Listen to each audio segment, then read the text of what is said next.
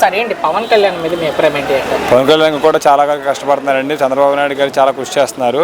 అతను ఉండడం వల్ల మనకి కొద్దిగా ముందుకు వెళ్తున్నారు పనులు కూడా. ఇద్దరు కూటమి అనేది ఇంకా 10 ఏళ్ళు 15 ఏళ్ళు కూడా ఇంకా కలిసి ఉంటేనే రాష్ట్రం అనేది డెవలప్ అవుతుందండి. సీనియర్ 4వ ముఖ్యమంత్రి. సో చంద్రబాబు గారిని కాస్త పక్కన పెట్టి పవన్ గురించి మాట్లాడుకుంటే, సో డిప్యూటీ సీఎంగా ఎలా ఉంది ఆయన పనితీరు అంటే? డిప్యూటీ సీఎంగా పంచాయతీకి చాలా పనులు చేస్తున్నారండి. రాబోయే రోజుల్లో పంచాయతీకి కూడా బాగా నిధులు వదిలేరు.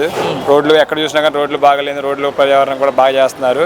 డ్రైనేజీ వ్యవస్థలు కానీ ఇంటింటికి చెత్త తీసుకెళ్ళడం కానీ బాగా అభివృద్ధి బాగా చేస్తున్నారు. జగన్ గారి హయాంలో 5 ఉన్నారు ఉప ముఖ్యమంత్రులు, ఇప్పుడు ఒక్కరే ఉప ముఖ్యమంత్రి.